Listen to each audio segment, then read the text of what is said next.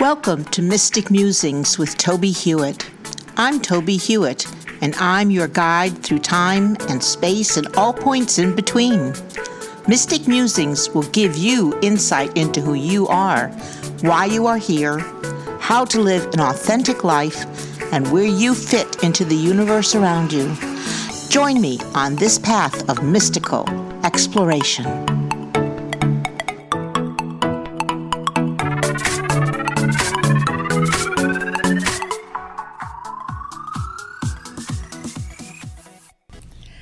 Welcome to episode 60 of Mystic Musings with Tobie Hewitt.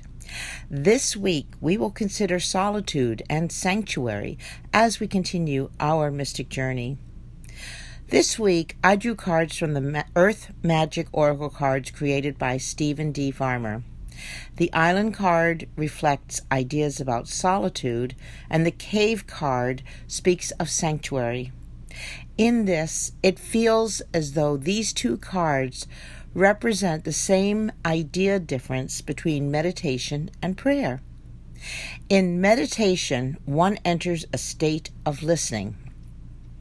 Oftentimes, this means myriad ideas streaming through, each one gently released, while trying to quiet the mind to reach the gap moments when there is no thought and we allow peace to enter us.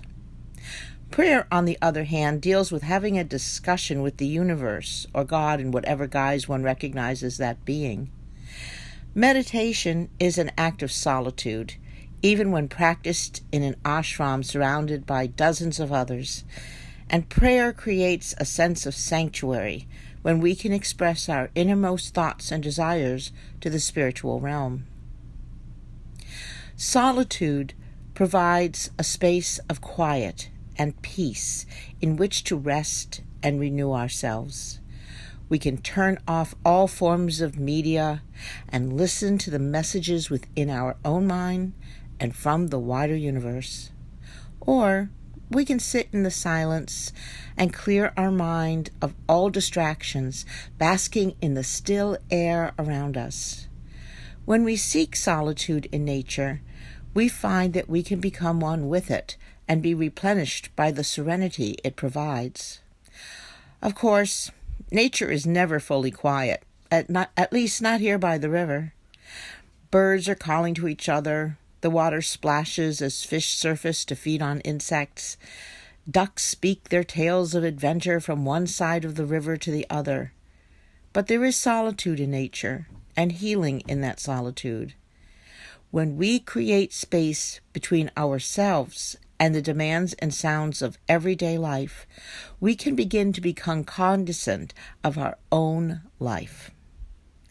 We can hear the beating of our own drum and contemplate ways to follow our path. We can sit in meditation and practice letting go of the constant stream of messages with which we are bombarded every day. Especially now, when these messages can be like barbed wire stroking too near to our minds and hearts, it is good to seek the silence of solitude in which we can release the toxicity of current events and allow ourselves to open to the healing messages of the universe, which are always streaming toward us, but remain largely unheard as we are assaulted by not only the negative energies encroaching on our serenity, but the constant barrage of messages from the media to attend to this or by that, causing us to think beyond the space of silent awareness. Solitude allows us to become quiet and enter into a state of serenity. On the other hand, sanctuary allows us to experience a sense of holiness that can be found when we seek to commune with the universe and the many beings that inhabit it, especially in other planes and dimensions. Sanctuary allows us to speak to these beings, to seek communion with the creative spirit, and enter into a state of prayer as we speak to her and perhaps even ask for guidance and solace. Sanctuary is more mentally active than solitude. In solitude, we enter into a state of quiet that allows communication to flow toward us.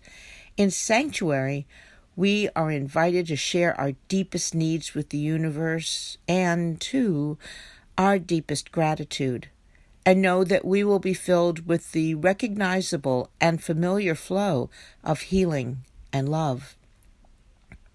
As we allow ourselves to enter more deeply into this communion, we may find ourselves entering into a more active form of meditation, one that confirms our deepest connection to that which is larger than ourselves, but of which we are an intrinsic part. So we can look at solitude and sanctuary as two aspects of spiritual communication, one as an act of listening and the other as an act of speaking.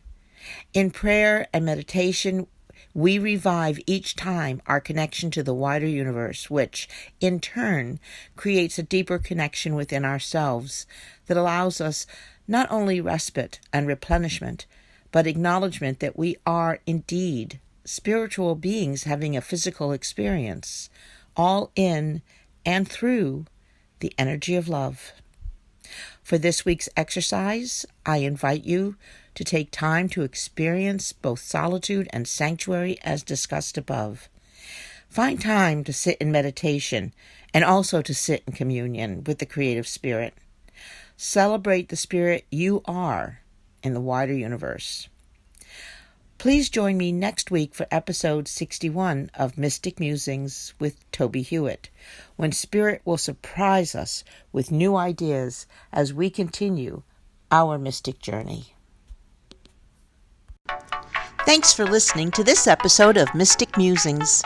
Please join me every week to continue our exploration of all things mystical that can help you have a more practical and magical life. Please visit my website, tobiehewitt.com, for more information and to read my blog postings. And join me also at pathwaystomindfulness.org to learn how you can schedule a presentation. I'm available for mindfulness training, demonstrations of psychic abilities, and individual readings. I also have a number of books on mystical topics on Amazon.com. I look forward to hearing from you and answering your questions. Please contact me through tobiehewitt.com.